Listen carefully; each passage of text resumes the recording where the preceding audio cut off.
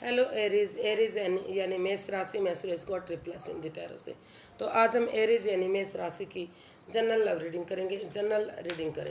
ये reading general है, तो आप पर मैच हो भी सकती है, नहीं भी हो सकती। जिस पर जितनी मैच होती है प्लीज़ आप एक्सेप्ट कर सकते हैं। सनसाइन मूनसाइन या नाम राशि जिसे भी चाहें आप इसे देख सकते हैं।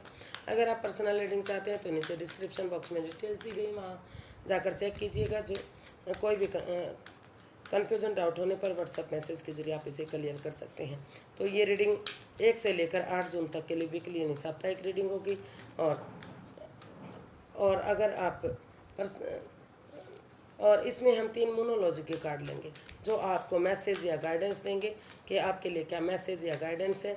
फिर देखेंगे कि आपका लव लाइफ कैसा रहेगा, लव रिलेशन इस सप्ताह कैसा रहेगा। और लास्ट में एंजल जी आपके एक क्वेश्चन का जवाब देंगे, जो भी आपका क्वेश्चन होगा। तो चलिए फटाफट से देख लेते हैं आपके लिए इस सप्ताह क्या मैसेज या गाइडेंस है। It's time to release negativity. ये जो समय है आपको नेगेटिविटी ख़त्म करने का है और लोगों से कुछ लेने की बजाय ये समय देने का है। Work through fear your fears. अपने डर से बाहर निकलने की ज़रूरत है। Take time to breathe out. आपको जो है लंबी गहरी सांस लेते हुए लंबी गहरी सांस लेने का आपके पास टाइम होना चाहिए। तो take time to breathe out. लंबी गहरी सांस लीजिए ताकि नेगेटिविटी ख़त्म हो सके और आपके अंदर पॉजिटिव वाइब्स आ सकें। Work through your fears. अपने डर से बाहर निकल कर काम कीजिए। डरिए मत, घबराइए मत, निडर होकर आप काम कीजिए। A time to give rather than take. ये जो भी समय है आपका लोगों की हेल्प करने का है, मदद करने का है, जैसे भी हो सके फिजिकली इकोनॉमिकली। गरीब लोगों की मदद कीजिए, दान दक्षिणा कीजिए, उनकी हेल्प कीजिए। आपको अभी किसी से कुछ लेने की ज़रूरत नहीं है। ये समय कुछ ना कुछ देने का है, हेल्प करने का है, मदद करने का है।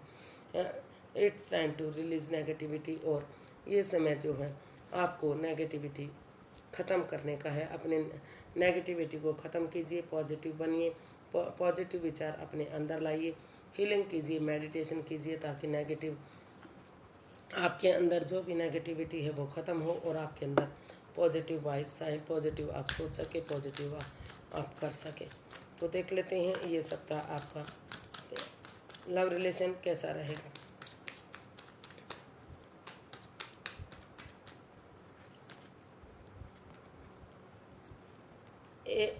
8 of Wands, 2 of Pentacles, 10 of Wands, bottom of the deck the Hierophant।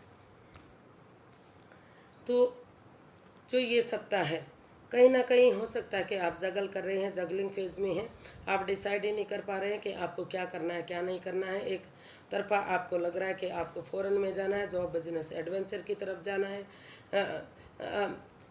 State change करना है। दूसरी तरफ आपको लग रहा है कि आप अपने प्यार को छोड़ नहीं सकते, आपको आत्मा से आत्मा का जुड़ा हुआ रिश्ता है।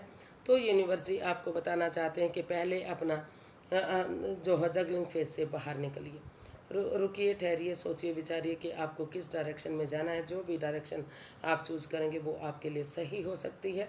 और आपस में क्लियर कट बातें कीजिए, खुलकर बातें कीजिए। जो भी आपके अंदर जो भी आपके गिले शिकवे हैं, जो भी प्रॉब्लम है, या तो आप टूर ट्रैवल करके जाइए या तो आप अपने आपके पार्टनर आपके पास टूर ट्रैवल करके आ सकते हैं ताकि जो भी कन्फ्यूजन, जो भी बाधाएं हैं। और अगर आप फ़ॉरेन में रहते हैं या सामने वाला फ़ॉरेन में रहता है, दूसरे स्टेट में रहते हैं, आना पॉसिबल नहीं है, तो फ़ोन कॉल के थ्रू, इंस्टाग्राम के थ्रू, मैसेज के थ्रू, जैसे भी पॉसिबल हो सके खुलकर बातें कीजिए ताकि जो भी नेगेटिविटी रही है, जो भी परेशानी रही है, जो ये रिश्ता आपके लिए बर्डन बोझ बन रहा है, जो रेस्पॉन्सिबिलिटीज़ आप उठा नहीं पा रहे हैं, उसमें सक्षम नहीं हैं, अगर आप जगलिंग फेज से बाहर निकलते हुए आगे बढ़ेंगे तो वही रेस्पॉन्सिबिलिटीज़, वही जिम्मेदारियां आपको आगे बढ़ने का मौका दे सकती हैं।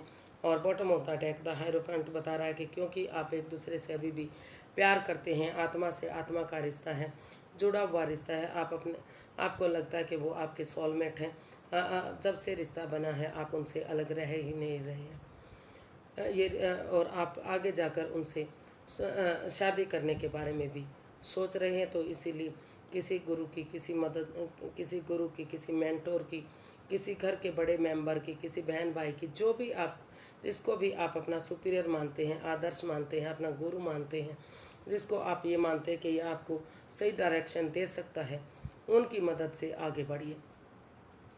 उनकी हेल्प लीजिए, तभी आप आगे बढ़ेंगे। और जो रिश्ता आपके लिए बर्डन और बोझ बन चुका है, वही रिश्ता आपकी को आगे बढ़ाने में मदद कर सकता है। वही रिश्ता आपकी जो आप जिग जैग कर रहे हैं, जगलिंग फेज से बाहर निकाल सकता है।